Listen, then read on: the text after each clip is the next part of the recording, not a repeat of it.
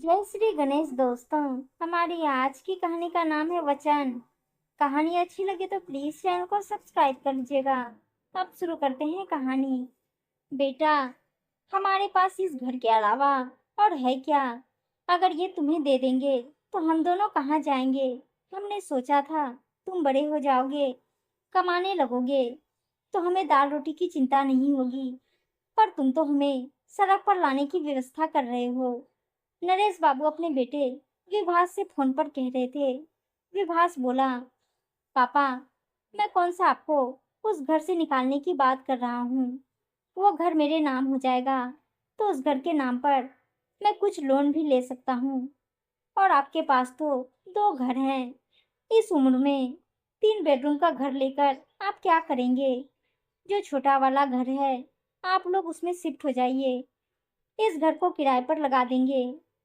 नरेश बाबू बोले, बेटा, तुम्हें लगता होगा कि तुम्हारे बाप के पास बहुत संपत्ति है, पर रिटायरमेंट के बाद भी खर्चे कोई कम नहीं होते हैं, बल्कि और बढ़ जाते हैं। जवानी में बीमारियां कम होती है तो खर्चे भी कम होते हैं। बुढ़ापे में आमदनी का जरिया बंद हो जाता है और बीमारियों का बसेरा ज्यादा हो जाता है। विभास बोला, पापा, ये सब बहाने आप कितने सालों से मुझे सुना रहे हैं। अगर आप वो घर मेरे नाम नहीं कर सकते हैं तो मुझसे भी उम्मीद छोड़ दीजिए। मेरे भी बच्चे बड़े हो रहे हैं, मेरा भी खर्चा पूरा नहीं हो रहा है। आप रहिए अपने घर और पैसों के साथ। दोबारा मुझसे संपर्क करने की कोशिश मत कीजिएगा। विभास ने गुस्से में फोन रख दिया।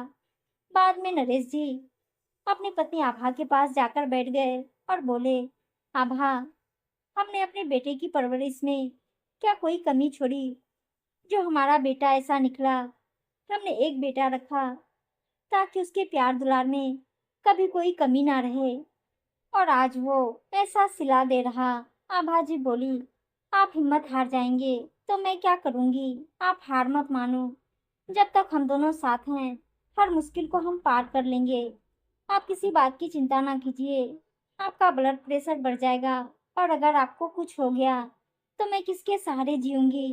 दूसरे दिन सुबह जब दोनों चाय पी रहे थे तो नरेश बाबू बोले, आभा, आज मैं तुम्हें एक बात कह रहा हूँ। कल को मैं रहूं या ना रहूं, तुम अपने आप को कम मत समझना। जिस रोज तुम खुद को कमजोर समझने लगोगी, सारी दुनिया तुम पर हावी हो जाएगी। वो बोली, आप ऐसी बातें क्यों कर रहे हैं? नरेश बाबू बोले, जब तुम छोटी होगी, तुम्हारे पिता ने भी तुम्हें ये बात समझाई होगी। आज मैं तुम्हें कह रहा हूँ, उम्र चाहे जो भी हो, कभी खुद को कमजोर मत समझना। मेरे जाने के बाद भी तुम अपने हक के लिए पूरी सजग रहना, कभी किसी के सामने झुकना नहीं। आभा जी बोली, आप ऐसी बातें क्यों कर रहे हैं? मेरा मन बहुत घबरा रहा है। आप शांत हो जाइए। अगर औलाद ऐसी होती है तो इससे अच्छा भगवान उन्हें बेऔलाद ही रखता। बेटा हो या बेटी, अगर वो लायक ना हो तो उसका ना होना ही अच्छा होता है। थोड़ी देर बाद दरवाजे पर घंटी बजी। आभाजी का पड़ोसी महेंद्र बोला, आंटी जी, ये आपने पैसे निकालने के लिए बोला था, वो मैं ले आया। आप एटीएम कार्ड क्यों नहीं बनवा लेती हैं? सोसाइटी में एटीएम की मशीन लगी है, आपको दिक्कत भी नहीं होगी। ऐसे तो मैं हूँ, जब भी कोई परेशानी हो आप मुझे बताइएगा। महेंद्र बैंक में काम करते थे। आभाजी और नरेश बाबू को जब भी पैसे की जरूरत होती थी, उन्हें बैंक जाना नहीं पड़ता था। महेंद्र पैसे निकालकर उन्हें घर दे जाते थे। आभाजी बोली, बेटा, आज के युग में कौन किसी के लिए इतना सोचता है? तुम पड़ोसी होकर इतना करते हो। यहाँ तो अपना बेटा हमें नहीं पूछता है। कुछ रोज बाद नरेश बाबू के चचेरे भाई ने फोन करके कहा, नरेश, घर को क्या अपने साथ ले जाओगे? अरे, इस उम्र में अगर बेटा छोड़ दिया तो किसके सहारे जियोगे? अगर वो मांग रहा है तो दे दो उसे घर, और तुम्हारे पास तो रहने का ठिकाना है। नरेश बाबू बोले, भाई साहब, आप तो अपने सभी बच्चों के साथ रहते हैं और खेती का पैसा भी आता होगा। मैं यहाँ अकेला रहता हूँ, पेंशन और उस छोटे से घर के किराए से अपनी जिंदगी बसर करता हूँ। कल को अगर मुझे कुछ हो गया तो आभा किसके सहारे जिएगी? मेरे जीते जब बेटा मेरे मकान पर अपना अधिकार जमा रहा है, तो मेरे मरने के बाद अपनी माँ का वो क्या ख्याल रखेगा, जरा सोचिए। इन्हीं सब चिंता में डूबे नरेश बाबू की तबीयत बिगड़ने लगी थी।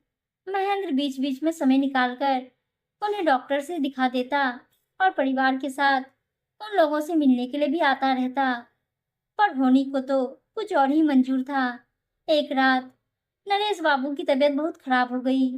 वो पत्नी का हाथ थामकर बोले, आभा, मुझे वचन दो, तुम कभी कमजोर नहीं पड़ोगी, चाहे जो भी हो, अपने आप को कम नहीं समझोगी।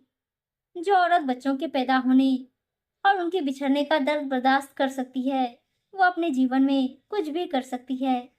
आभाजी प्यार से उनका माथा सहलाती और कहती, अब कुछ मत बोलिए, बस आराम कीजिए। आप हैं तो मुझे और कुछ नहीं चाहिए। नरेश बाबू की सांसें फूल रही थी। वो बस यही कहते, मुझे वचन दो, मैं रहूं या ना रहूं, तुम कभी कमजोर नहीं पड़ोगी। अपने आने वाले जीवन के लिए भावनाओं में बहकर नहीं, हिम्मत से फैसले लेना। मैं सदा तुम्हारे साथ रहूंगा। इतना कहकर नरेश बाबू ने आंखें बंद कर ली। आभाजी की आंखों में आंसू रुक ही नहीं रहे थे। वो बार बार कहती, आप किसके सहारे मुझे छोड़ गए। मैं इतनी भी मजबूत नहीं कि इस कठोर दुनिया में आपके बिना रह सकूं। पर जो मैंने आपको वचन दिया है, उसे मैं निभाऊंगी।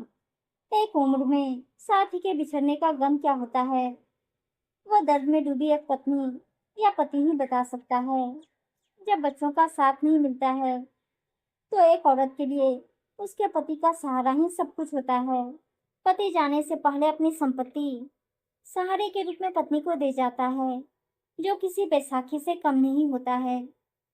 पिता की मृत्यु की खबर सुनकर विभास आया, पर जब क्रियाक्रम समाप्त हुआ, तो फिर वो अपना पुराना राग गाने लगा। माँ ने बड़ी दृढ़ता के साथ कहा, तुम्हारे पिता गए हैं, इसका मतलब ये नहीं कि मैं कमजोर पड़ गई हूँ। मुझे कम समझने की भूल मत करना। जिसने अपने पिता की भावनाओं की कदर नहीं की, वो माँ के दर्द को क्या समझेगा। बेटा, तुम मेरी चिंता मत करना। जब ईश्वर हमें दुनिया में अकेले भेजता है, तो अकेले जीने का सबक भी सिखा देता है, क्योंकि आखिर जाना भी तो उसे अकेले ही पड़ता है। विभास को खाली हाथ वापस लौटना पड़ा।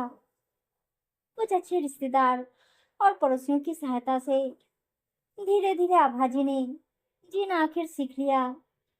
पास के स्कूल में बच्चों को वो बिना वेतन के पढ़ाती थी और अपनी सारी संपत्ति को ट्रस्ट के नाम कर दी थी, ताकि उनके जाने के बाद उनकी संपत्ति को वृद्ध लोगों की देखभाल में इस्तेमाल किया जाए। उम्मीद है दोस्तों, कहानी अच्छी लगी होगी, और अच्छी अच्छी कहानियां सुनने के लिए चैनल को सब्सक्राइब और वीडियो को लाइक शेयर जरूर कर दीजिएगा। धन्यवाद दोस्तों।